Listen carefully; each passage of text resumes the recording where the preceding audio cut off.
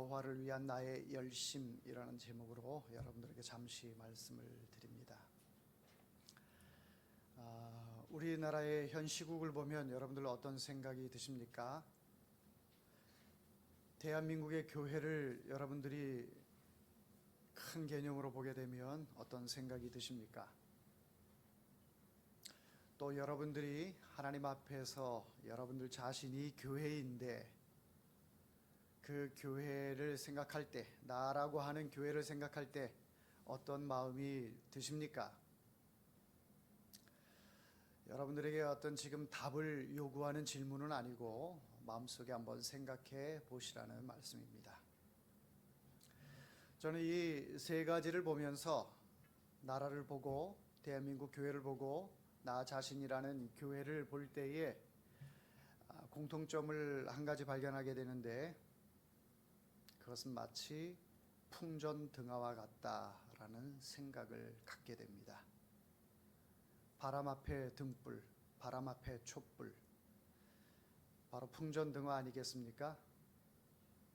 바람이 불면 이내 꺼지고 마는 그런 등불, 참으로 초라하기 그지없고 연약한 그런 존재가 아닌가 싶습니다.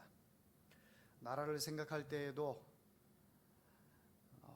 이 분단의 아픔이 참 우리에게 큰데, 이 분단된 나라에서 하나가 되는 것도 좀 우리의 소원이고 그것을 갈망하면서 기도하는데, 반쪽으로 나뉘어져 있는 이 대한민국에서도 둘로 나누어져 있는 이런 모습을 보며 정말 풍전등화와 같다라는 생각을 금할 길이 없습니다. 그래서 여러분들 대한민국을 위해서 그저 어떻게 되겠지, 잘 될 거야, 막연하고 추상적으로 그렇게 생각만 할 것이 아니라 이제는 여러분들의 마음속에 하나님 앞에 죄를 고백하고 이 대한민국이 하나님 앞에 바로 설 수 있도록 위정자들을 위해서 더 집중해서 기도할 수 있기를 바랍니다. 나아가서는 여러분들의 목소리가 중요하고 여러분의 삶이 중요합니다. 대한민국을 사랑하고 대한민국을 위해서 여러분들이 가지고 있는 이 믿음과 확신과 소신을 펼칠 수 있는 그런 대한민국 애국하는 시민이 될 수 있기를 바랍니다. 대한민국 이렇게 여러분들이 사랑하고 축복하고 또 이 독립운동할 때에 그 독립운동자들이 어떤 심정으로 이 대한민국을 지키고자 했던가라고 하는 것을 생각해 보면 아마도 여러분들 마음 가운데에 어떤 정의가 내려지리라 생각이 됩니다. 또한 우리 대한민국 교회를 바라보며 한국 교회를 바라보며 풍전등화와 같다라는 생각을 지울 수가 없는데요. 대한민국의 이 교회들이 만모니즘 사상에 젖어 있다 보니 어느 순간에 이 물질의 이 사상이 하나님께서 훅 부으시면 다 날아갈 것 같고 꺼질 것 같은 그런 먼지와도 같고 촛불과도 같은 대한민국의 이 교회들을 보게 됩니다. 그래서 그 옛날 예루살렘 교회, 안디옥 교회, 또 데살로니가 교회, 고린도 교회, 빌립보 교회, 갈라디아 교회, 에베소 교회, 더 나아가서는 소아시아의 7교회에 이르기까지 모든 교회들이 지금 남아있질 않아요.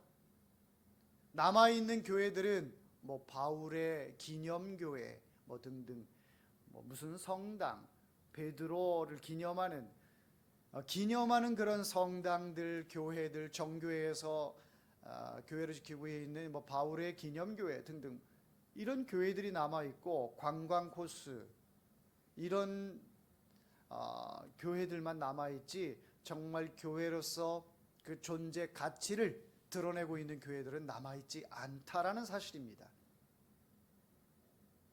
그러니 대한민국 안에 있는 유수의 교회들 또 대형 교회들, 이런 교회들이 영원할 것이다 라고 여러분들 생각하십니까?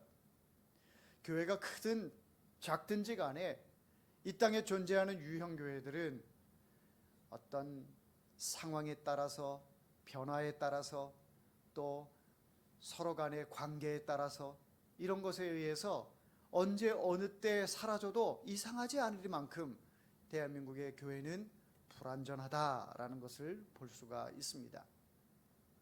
그러니 한국에 있는 이 교회들도 하나님 앞에서 있는 풍전등화와 같은 그런 교회임이 틀림없습니다. 그렇다면 마지막 보루는 무엇이냐? 바로 나라고 하는 교회인데, 여러분들 자신이 각자가 다 교회인데, 나라고 하는 이 교회는 정말 하나님 보시기에 건전한 교회인가, 건강한 교회인가, 이것을 점검해야지요.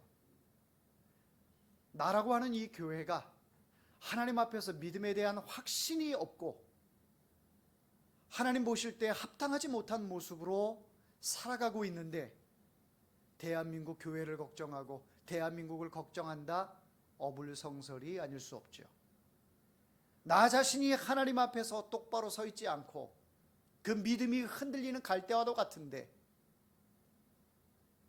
여러분 그 모습을 하나님이 보실 때에 얼마나 마음이 아프실까 생각이 듭니다. 한국교회의 현주소는 나의 현주소와 똑같다라는 것입니다. 여러분들이 한국교회를 걱정하십니까? 여러분 자신의 믿음을 돌아보실 수 있기를 바랍니다.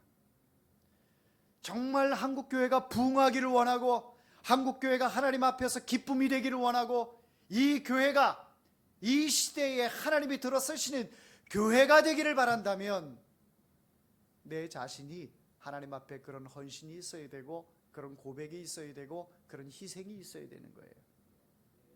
내 자신이 하나님 앞에 부끄러움 투성이인데 한국교회가 부흥되기를 원한다, 해오름교회가 부흥이 되기를 원한다 라고 하는 것은 있을 수 없다라는 것이죠. 그러니 저와 여러분이 하나님 앞에 부끄러움 당하지 않는, 하나님 앞에 섰을 때에 조금도 흠이 없는 그런 하나님의 신실한 백성들이 되기를 원합니다. 가장 중요한 것은 나라고 하는 교회가 하나님 앞에 부흥되기를 위해서 기도하셔야 돼요. 언제나 깨어 있어야 되고 언제나 어떠한 풍랑이 인다 할지라도 흔들리지 않고 앞에 계신 예수 그리스도만 바라보고 무리를 걷는 그런 여러분들이 되어야 할 줄 믿습니다. 요즘 시대와 같이 걱정이 많은 데도 없었던 것 같습니다. 참 나라를 바라봐도, 한국교회를 바라봐도, 또 앞으로의 미래를 바라봐도 많은 것들이 염려가 되는 것이 사실입니다. 그러나 염려만 하고 있다 한들 이 모든 것이 회복되지 않습니다. 우리가 바라는 대로 잘 되어지지 않습니다. 그러니 항상 중심은 무엇이냐? 나로부터 시작한다라는 거예요. 나로부터 하나님 앞에 헌신이 필요하고 나로부터 하나님께서 원하시는 반듯한 교회, 행함이 있는 교회, 말씀이 있는 교회, 또 하나님 보실 때 합당한 교회, 기도가 살아있는 교회, 찬양이 있는 교회, 그것이 어떤 형식과 가식에 의한 것이 아니고 어떤 예배의 틀에 맞춰 있는 것이 아니고 여러분들 자신 자체가 하나님을 향한 이 마음이 있어야 한다는 것이에요. 내가 부흥이 되면 내 가정이 부흥이 됩니다. 내 가정이 부흥이 되면 내 직장이 부흥이 되고 이 사회가, 이 나라가 부흥이 됩니다. 하나님은 여러 사람들에게 관심 있는 것이 아니라 여러분들 각자 한 사람에게 관심이 있다는 사실, 틀림없는 사실이니 잊지 마시기를 바랍니다. 항상 하나님께 물으세요. 잘 때나 눈을 떴을 때나 하나님, 나를 사랑해 주셔서 감사합니다. 내가 편히 잠들 수 있어서 감사합니다. 내가 이 힘든 환경 가운데서도 하나님 붙들 수 있어서 감사합니다. 건강과 형편에 좌지우지되지 않고 어떤 상황 속에서도 십자가 예수 그리스도를 바라볼 수 있어서 감사합니다. 여러분들 그 마음이 변치 않으면 여러분들은 지금 성장하고 있다라는 거예요. 부흥하고 있다라는 겁니다. 하나님은 그것을 기뻐하세요. 여호와를 위한 나의 열심을 보라. 말하지 않아도 옆에서 보게 되고 가족이 느끼게 되고 직장에서 이웃들이 그것을 알게 된다라는 것입니다. 우리에게는 어떤 것이 필요합니까? 여호와를 위한 나의 열심. 하나님의 나라를 위한 나의 열심, 이것이 정말 필요합니다. 결단코 누가 거저 가져다 주는 것 없습니다. 여러분, 공짜 좋아하는 거, 공짜가 정말 공짜이겠습니까? 그 공짜 뒤에는 뭔가 바람이 있고 또 그 관계를 통해서 이득을 요구하는 그런 것들이 있게 됩니다. 물론 정말로 공짜를 선의를 베푸는 그런 사람들도 없잖아 있습니다만, 보편적으로는 세상에 공짜 없다라는 옛 어른들의 말씀이 틀림이 없습니다. 사랑하는 성도 여러분, 하나님께서 여러분들을 사랑하셔서 이 땅에 보내주셨어요. 여러분들을 구원해 주셨어요. 구원은 우리에게 주신 공짜이지만 우리를 구원해 주신 이유가 뭘까요? 우리를 더 빛내게 하기 위해서, 우리를 더 영광스러운 존재로 만들기 위해서, 우리를 더 하나님의 큰 은혜와 복을 받게 하기 위해서 우리를 먼저 구원해 주셨고, 우리를 통해서 다른 이들에게 이런 선한 영향력을 끼치도록 하셨다라는 것입니다. 정리해 보면 여러분들이 하나님 앞에서 중요합니다. 한 사람 한 사람이 너무 중요합니다. 나는 나이가 많아서, 나는 병이 들어서, 나는 너무 어려서, 나는 할 일이 너무 많아서, 나는 너무 바빠서, 이것이 하나님 앞에도 핑계가 될까요? 핑계가 되지 않습니다.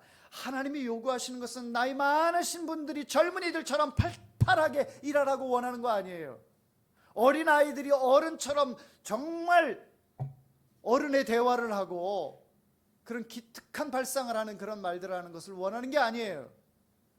병들은 사람에게 건강한 사람처럼 뛰어다니라고 말하는 거 아니에요. 여러분 위치에서 하나님을 사랑할 수 있는 그 표현, 그 최상의 사랑의 표현이 무엇일까? 내가 하나님을 향하여 열심을 낼 수 있는 것이 무엇일까?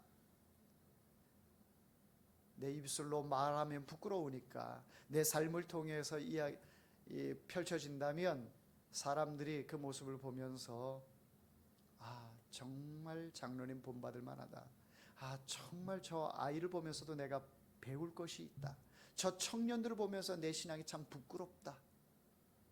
이런 마음이 들게 되는 것이죠. 각자 위치에서 하나님을 향한 열심을 나타낼 때에 하나님께서는 그런 사람들 한 사람 한 사람들을 통해서 하나님의 나라가 더 아름다워지고 더 하나님의 나라가 확장되는 것을 볼 수가 있습니다. 우리의 유형 교회들은 언젠가 사라지게 됩니다.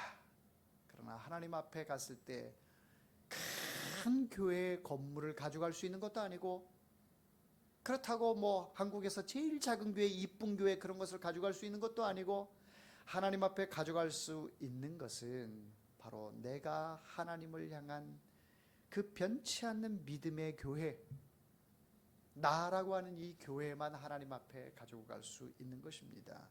그러니 항상 점검해야죠. 항상 내 자신이 하나님 앞에 서 있는 교회로서 하나님이 기뻐하시는 교회인가, 하나님이 내주하시는 교회인가, 성령의 역사가 있는 교회인가, 내 자신을 돌아보고 내 나라고 하는 이 교회가 예수 그리스도께서 마지막으로 나에게 남겨주신 이 교회, 그 교회를 여러분들이 잘 유지해야 하지 않겠습니까? 그 교회를 통해서 더 예수 그리스도의 그 십자가의 은혜를 더 나타내야 하지 않겠습니까? 우리 주님은 그것을 우리에게 요구하고 계시는 것입니다. 그런데 우리가 하나님을 위한 열심을 내는데 100%가 되지 않는 게 이게 문제예요. 제 자신도 늘 고민이 되어지는 게, 하나님 앞에 100% 순종할 수 있고 100% 충성할 수 있고 100% 사역할 수 있다면 얼마나 좋을까. 그런데 그렇게 하지 못해서 늘 고민이고, 또 하나님 앞에 그것 때문에 늘 송구해요. 너무 죄송해요. 연약한 이 인간의 육체의 몸을 가지고 있기 때문에 자꾸 인간의 본능을 따라가요. 그리고 자꾸 사람의 눈치를 보게 돼요. 성도들의 눈치를 보게 되고, 또 다른 저와 관계되어 있는 사람들의 눈치를 보게 되고, 그런 눈치로 인해서 하나님의 시선을 받는 것에 대해서 어색해지는 그런 일들이 종종 있다라는 거예요. 하나님께 100% 나라고 하는 이 교회가 충성하기를 원하는데 100%가 아니라 거기에서 10% 빠지고 20% 빠지고 30% 빠지고 그러다 보니 그 빠진 부분들을 세상의 것들, 사람의 시선으로 자꾸 채우다 보니 하나님 앞에 온전한 사역이 되지 못하는 것을 느끼게 됩니다. 하나님이 기뻐하실까? 하나님이 원하시는 그런 사역일까? 하나님이 정말 이 시대에 원하는 그런 교회일까? 하나님께 늘 묻고 또 묻습니다. 여러분, 내 속에 다른 것들을 남겨두고 있기 때문에 그런 현상들이 생깁니다. 영원한 숙제예요. 그러나 남겨둔 것들이 있음을 통해서 하나님 앞에 내가 가지고 있는 것을 나머지 반 부분을 통해서 하나님께 영광을 올려드린다. 그것이 온전히 하나님께 영광이 될까요? 하나님이 원하시는 진정한 예배, 하나님이 원하시는 진정한 하나님의 백성들의 모습은 어떤 것일까? 여러분들은 항상 물어야 합니다. 주님 다시 오실 그때에 여러분들이 거룩한 모습으로, 하나님 앞에 흠없는 모습으로 하나님은 여러분들을 품으시기를 원하십니다. 남편이 있는데 남편을 놔두고 다른 여인에게, 다른 남자에게 눈을 돌린다? 있을 수 없죠. 나의 하나님이 하나님 아버지신데, 나의 신랑이 예수 그리스도인데 그분 놔두고 다른 사람에게, 다른 존재에게, 다른 신이라고 하는 그런 형상들에게 눈을 돌린다, 마음을 빼앗긴다? 있을 수 없는 일입니다. 하나님이 가장 싫어하시는 부분이 바로 그러한 부분이에요. 그것이 물질이든 내 자녀든 내 형제든 내 부모든 그 어떠한 것도 하나님을 대신할 수가 없어요. 하나님에 대한 사랑을 대신할 수 없습니다. 여러분들이 그 마음을 갖고, 하나님 사랑하는 마음을 가지고 남편을 대하시고 아내를 대하시고 자녀를 대하세요. 남편이 1순위일 수가 없고 아내가 1순위일 수가 없어요. 자녀가 1순위가 될 수가 없어요. 오직 1순위는 예수 그리스도 한 분밖에 없음을 여러분들 기억하시길 바랍니다. 그러한 자들에게 하나님께서 은혜를 주시고 복을 주십니다. 오늘 본문에 나오는 예후가 이제 이스라엘의 그 병적으로 계속 악행이 내려져 오는, 우상 숭배가 내려져 오고 그 만모니즘 사상이 내려오는 그 오므리 왕가, 아합 왕가를 완전히 다 멸하고 예후가 왕이 되는 것을 볼 수가 있습니다. 자, 아합 왕가는 얼마나 우상 숭배에 특심이 있었던 사람인지 모릅니다. 아내 이세벨을, 이방 여인을 아내로 삼으면서 아내를 사랑해서, 여인을 사랑해서 내 아내로 삼았지만 그의 대가는 참담했습니다. 내가 너무 사랑했던 아내, 내가 너무 좋아해서 어떤 외교적인 관계를 통해서 하나님보다도 인간의 방법과 인간의 생각을 통해서 행했던 이것이, 그의 대가는 너무나도 처참하고 차마 눈뜨고 볼 수 없을 만큼의 비참함을 볼 수가 있습니다. 아합 왕이 죽은 것은 당연한 거고, 죄를 통해서 죽은 것은 당연하고, 그의 아내 이세벨은 두 내시가 위에서 집어 던져서 이세벨이 바닥에 떨어졌는데 시신도 수습하지 못하고 개가 와서 뜯어먹는 그런 비참함을 보게 됩니다. 그의 자식들은 어떻게 되었을까요?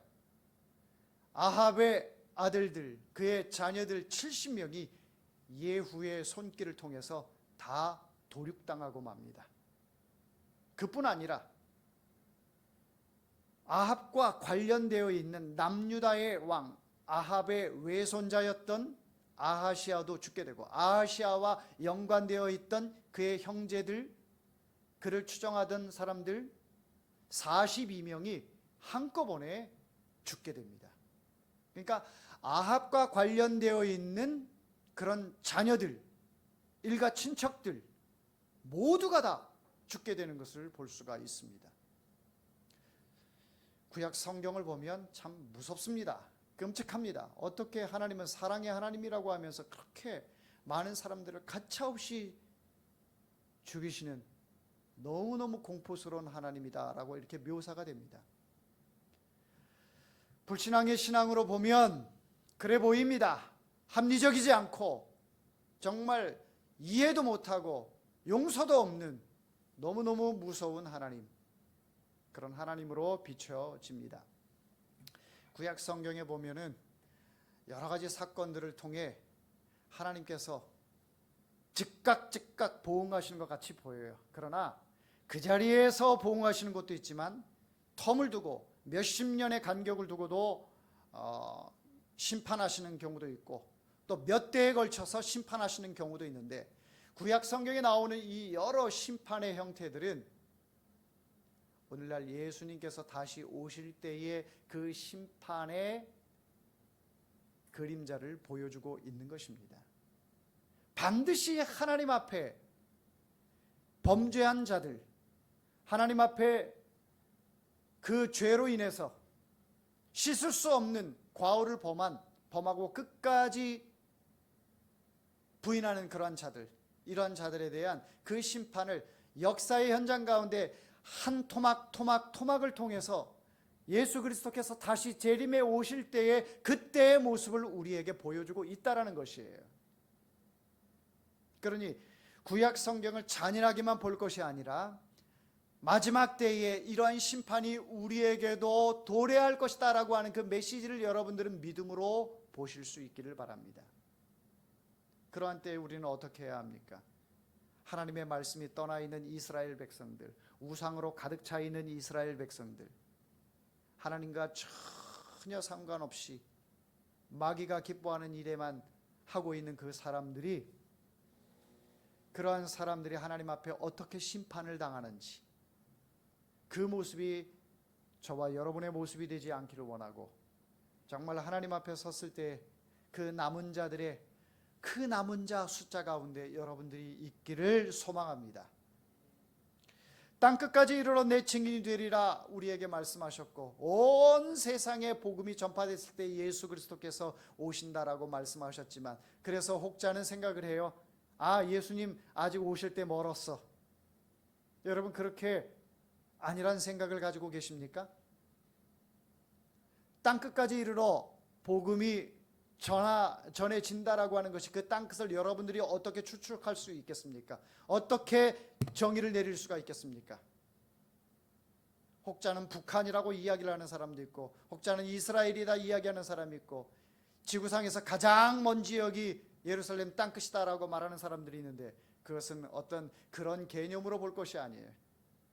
구원의 백성은 하나님께서 선택한 그 백성들은 하나님만 아시는 거예요. 하나님만 아시는 거예요. 어느 나라에 복음이 들어갔지 않다고 해서 예수님 안 오셔, 그 나라에 복음이 들어가야 돼, 그 지역은, 그 나라는 한 명도 예수님을 안 믿어, 그렇기 때문에 그 곳에도 복음이 들어가야 하나님이 오셔. 여러분들 그렇게 생각하시면 안 돼요. 하나님께서 선택한 그 백성들의 그 개념은 우리가 숫자 개념으로 볼 수 있는 것이 아닙니다. 지역적으로도 나라도 그렇고 마찬가지예요. 그 하나님의 영역을 우리가 판단해서도 안 되고, 우리는 마지막 하나님께서 하나님의 때라고 말씀하시고 그 때를 맞이해서 우리는 내 자신이 하나님 앞에 온전한 교회로서의 사명만 감당하면 되는 거예요. 내 사명을 온전히 감당하지 못하면서 다른 데에 관심이 많은 경우들이 많아요. 이 신앙인들이 다른 데에 관심 두지 마시고 하나님 앞에 서 있는 나라고 하는 이 교회에만 관심 가질 수 있기를 바랍니다. 하나님이 그것을 요구하셔요. 자, 예후에 의해서 이제 아합 가문이 이제 몰살하게 되는데, 그 일을 누구에게 손을 뻗치느냐? 바로 오늘 본문에 나오는 레갑 자손 여호나답에게 손을 뻗치게 됩니다. 여호나답, 이 레갑의 후손인 여호나답은 어떠한 그 가문이냐? 정말 이 가문은 수백 년 동안 철저하게 하나님만을 위한 그런 가문이었어요. 한 사람만이 그런 것이 아니라, 여호나답 한 사람만이 그런 것이 아니라 레갑의 가문, 그 가문 후손들이 계속해서 하나님이 원하시는 그런 삶을 삽니다.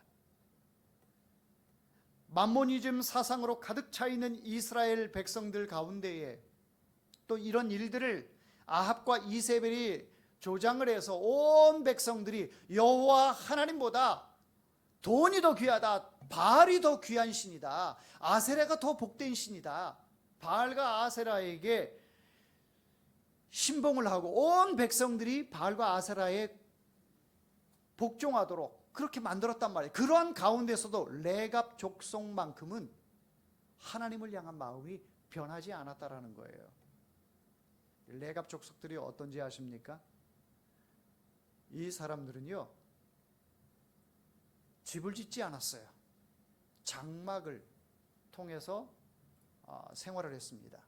왜냐하면 집을 짓게 되면 정착하게 되고, 정착을 하게 되면 돈을 모으게 되고, 돈에 대한 지금보다 쉽게 얘기하면 월세보다 전세, 전세보다 자가, 이제 자가로 만족하지 못하니까 더 향락을 위해서 다른 것에 관심을 기울이는 인간의 본능이 있기 때문에 레갑 족속은 그런 것이 하나님 앞에 얼마나 만모니즘 사상인지 지금 가문을 통해서 이것을 내가 다 봐왔기 때문에 우리 레갑 족속 이 후손은 철저하게 자가를 짓지 말고, 그리고 포도주를 마시지 말자, 그런 결의를 합니다.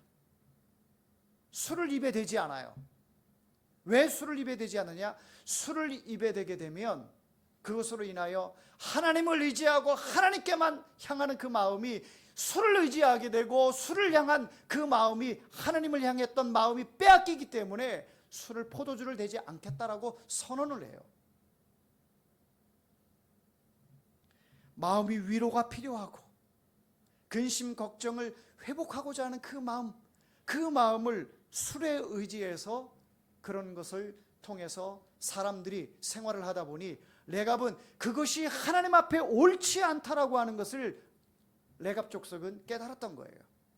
그래서 예레미야 35장 6절에서 7절 말씀, 1절에서부터 10절까지 쭉 보게 되면 예레미야 시대는 바로 지금 이 예후의 시대보다 약 200년 뒤에요. 그런데 예레미야에 기록되어 있기를 레갑 족속은 그때까지도 계속해서 포도주를 입에 대지 아니하고 평생 장막에서 살면서 하나님을 향한 그 마음이 있었다라고 성경은 기록을 하고 있습니다.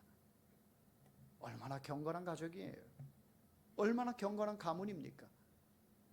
이스라엘 백성들이 그렇게 지금 자기 현실을 위해서, 현실을 직시한다라고 하는 가정하에서 돈을 따라가고 사람에게 줄을 대고 인맥과 혈연과 여러 가지 지연을 통해서 하나님보다는 그것을 선택했던 그런 사람들, 그래서 다 바알신과 아세라신에 복종했던 그 사람들, 이 사람들을 멸하는 일에 예후가 여호나답의 손을 잡고 만모니즘의 사상에 물들어 있는 그 세력들, 아합의 가문들을 싹 쓸어버리는 그런 일을 하게 되는 것이죠.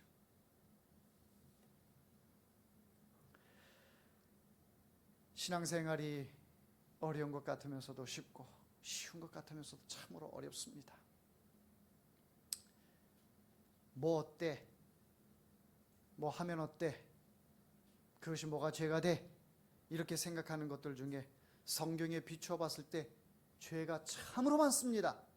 하나님이 보실 때 내가 생각할 땐 죄라고 생각하지 않는데 하나님 보실 때는 죄라고 정의하는 것들이 너무 많아요. 이 말씀 안에서 우리에게 다 가르쳐주고 있어요. 그런데 우리는 그것을 무시합니다.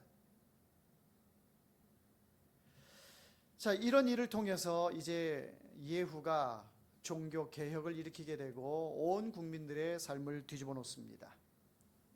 이렇게 말을 하죠. 아합은 바알을 조금 섬겼으나 예후는 많이 섬기리라. 이 말만 딱 듣고 보면 예후가 바알 신을 섬기는 아합의 가문들을 다 몰아내놓고 자기는 바알을 더 많이 섬겼어 라고 이런 뉘앙스로 느껴집니다. 그러나 그것이 아니라 지금은 자기의 계책을 지금 얘기하고 있는 거예요.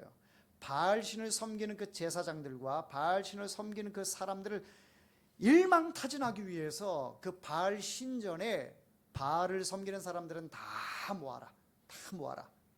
무엇을 하기 위해서? 바알에게 번제를 드리기 위해서. 그러니까 바알을 섬기는 사람들은 지금 이제 됐다. 이제 우리는 죽지 않겠구나 하면서 바알 신전에 다 몰려들게 되는 거죠. 그래놓고 거기에다가 지금으로 쉽게 얘기하면 티셔츠를 입히는 거예요. 바알 신을 섬기는 사람들이 이 티셔츠를 입어라 하고 다 나눠주고, 그리고 예수 믿는 사람들, 하나님 믿는 사람들은 거기서 제외하고 다 나가 있어라. 바알 신에게 번제를 드리는데 기독교인들이 왜 거기 있어? 그러면서 바알 섬기는 사람들만 다 모아놓은 거예요. 그러니까 바알 섬기는 사람들은 신이 난 거죠. 정말 이제 바알을 섬기는 그런 신으로, 그런 종교로 이 나라가 어떤 기독교 하나님과의 관계 이거 생각하지 않고 바알만 섬겨도 이 나라는 부강한 나라가 되겠다. 사람들 그렇게 생각하지 않았겠습니까? 그래서 그 속에 몰려들면서 열심히 이제 번제를 드려요. 번제를 다 끝나고 났는데 예후가 이제 밖에 진을 치고 있던 80명을 그 안에 집어넣으면서 모두 다 죽여라 이렇게 명령을 합니다. 바알을 섬기던 제사장들, 바알을 섬기던 백성들, 그 안에 있던 사람들은 한 명도 빠짐없이 다 죽게 돼요.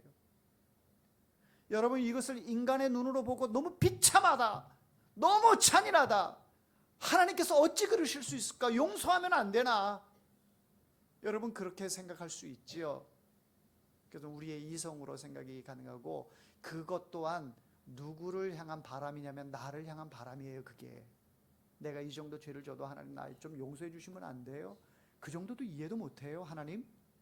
그런 마음이 있기 때문에 다른 사람의 그런 어떤 그 심판에 대한 것들도 그런 시각으로 바라보는 거예요. 그런데 우리가 이제 육신의 장막을 벗고 하나님 앞에 갈 때, 하나님 앞에 갈 때에 하나님 내가 이런 죄 있는데 나 그때 가서 하나님 앞에 섰는데 심판대 앞에서 그때 가서 나 용서해 주시면 안 돼? 이미 늦어버렸어요. 그 늦은 것은 다시 돌이킬 수가 없는 거예요. 나사로가 지금 천국에 가 있고 부자가 지옥에 가 있는데 부자가 얘기를 하잖아요.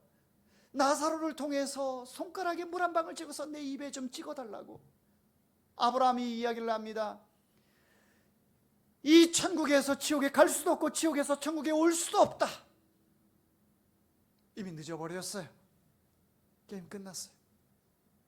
사랑하는 성도 여러분, 하나님의 심판은 지금도 계속해서 우리에게 시간을 주고 있습니다. 하나님의 심판은 지금도 계속 하나님의 사랑과 긍휼을 통해서 지금도 계속 딜레이 되고 있어요. 그 남아있는 이 시간들을 통해서 우리는 하나님 앞에 깨어 있어야 합니다. 우리에게 주어져 있는 이 인생살이의 이 시간들은 우리에게 기회를 주고 있는 시간들인 거예요. 그런데 그 기회를 주고 있는 그 시간들 속에서 하나님을 믿지 못하다가 이제 죽음 끝난 뒤에 지옥의 심판대 앞에 서는데 그때 가서 하나님 내 손 잡아주세요 하면 이미 끝나버린 거예요. 사랑하는 성도 여러분, 제가 공포를 조장하기 위해서 여러분들에게 드리는 말씀이 아니라 오늘 본문 말씀을 보니까 너무 잔인하잖아요. 사실 아합의 가문이 70명의 아들들이 죽고 또 아하시아에 관련되어 있는 그 형제들이 42명이 죽고 도륙당하고 그것뿐이겠습니까? 바알 신전에 많은 바알 섬기는 사람들을 몰아넣고 다 죽였어요. 하나님은 가차 없으신 분이 주님의 재림의 때가 되면 그때는 가차 없습니다.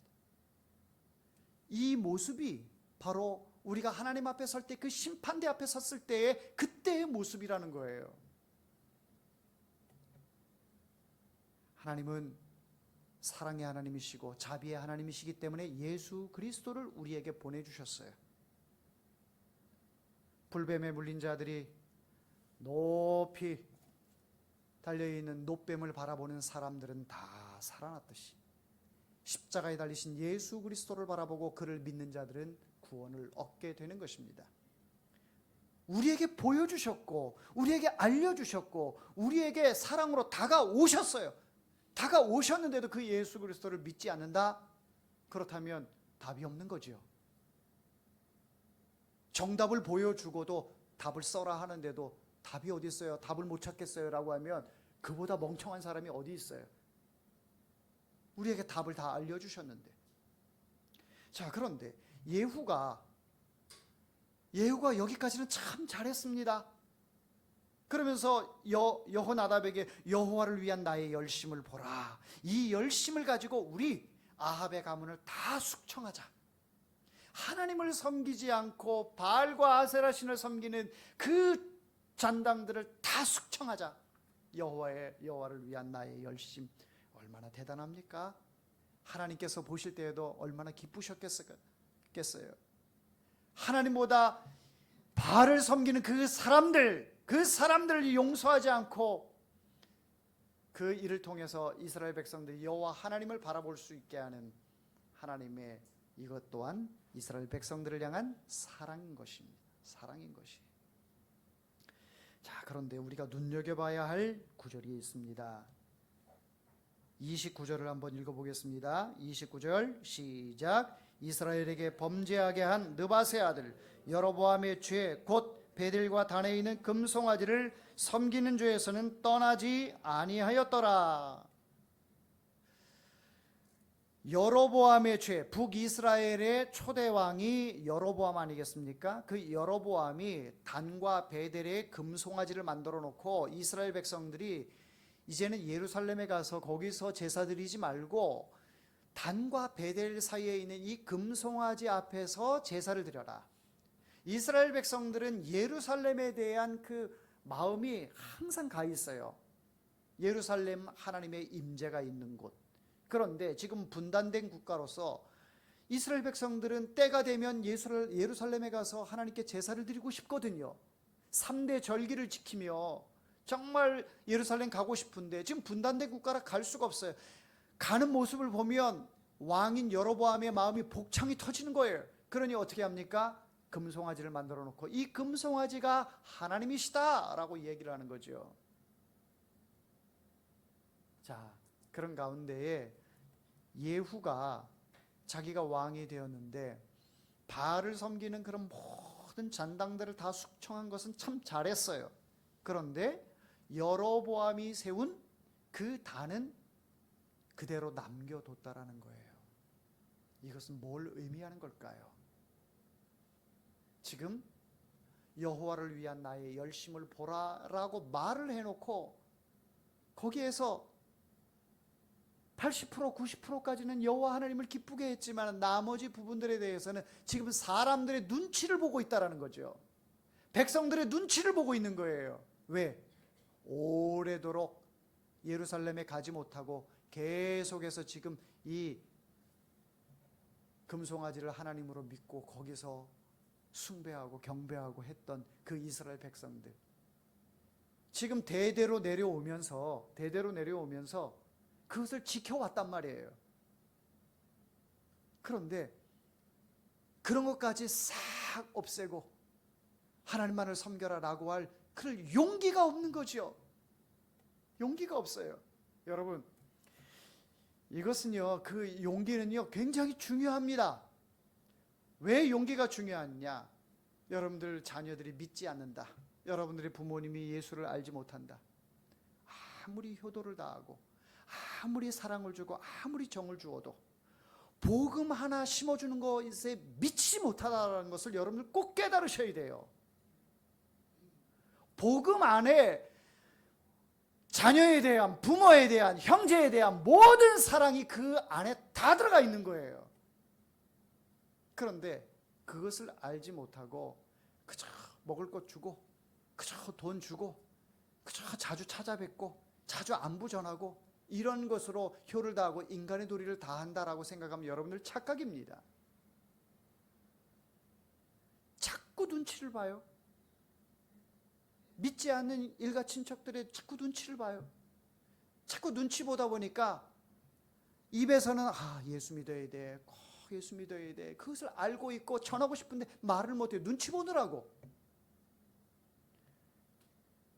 지금 예후의 모습이 이거예요. 지금 이스라엘 백성들의 눈치를 보고 있기 때문에 단과 베델에 있는 그 사이에 있는 그 금송아지를 없애지 못하고 있는 것입니다. 여러분, 이것이 우리의 삶이고 우리의 지금 현 주소입니다. 우리가 하나님 앞에 예수님을 믿고 믿음이 있다라고 하지만 온전히 그렇게 하지 못해요. 나 자신도 하나님 앞에 그렇게 하지 못해서 그런 부분들이 너무너무 죄송한 거예요. 그런데 그 죄송함마저 느끼지 못하고 깨닫지 못하고 여러분 혼자만 예수 믿고 천국 가면 되겠습니까?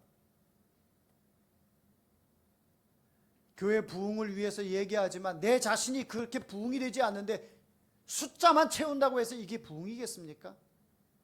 내 자신이 하나님 앞에 올인해야지요.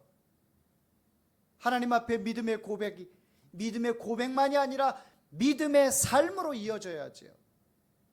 그래야 하나님이 기뻐하시는 교회가 되지 않겠습니까? 여호와를 위한 나의 열심을 보라. 이것은 거짓말에 불과합니다. 내가 장로이기 때문에, 내가 목사이기 때문에, 내가 안수집사고 집사이기 때문에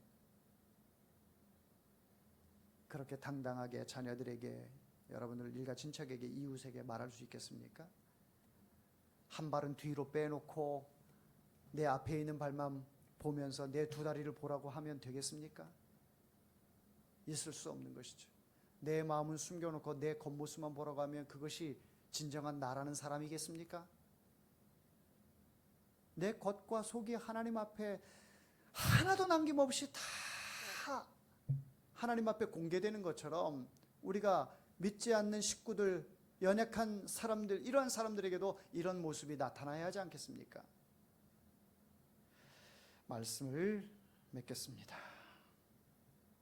그동안 여호와를 위한 나의 열심을 보라, 이 말을 하나님 앞에 할 수 있는 그런 사람 아무도 없습니다. 예후도 거짓말이었습니다. 자기의 괴책을 이루기 위해서, 자기의 야욕을 이루기 위해서 여호나답을 사용한 것에 불과합니다. 여러분 자신의 괴책을 위해서 이용하는 부분들이 있지는 않습니까? 직분을 이용하고 교회를 이용하고 관계를 이용하고 이런 것들, 이제는 나의 야욕을 이루기 위해서 이런 것들의 괴책을 이제는 하나님 앞에 다 내려놓고 순수하고 정결하고 깨끗한 모습으로, 거룩한 모습으로 하나님 앞에 서는 여러분들 되기를 바랍니다. 나 자신부터 하나님 앞에 거룩해지기를 원하고 깨끗해지기를 원하고, 나 자신부터 하나님 앞에 순결한 모습으로 하나님이 기뻐하시는 부흥하는 교회가 될 때에 해오름 교회의 미래도 있고 대한민국의 미래도 있고 대한민국 교회에도 미래가 있다는 사실을 꼭 기억하시기를 주의 이름으로 축원합니다.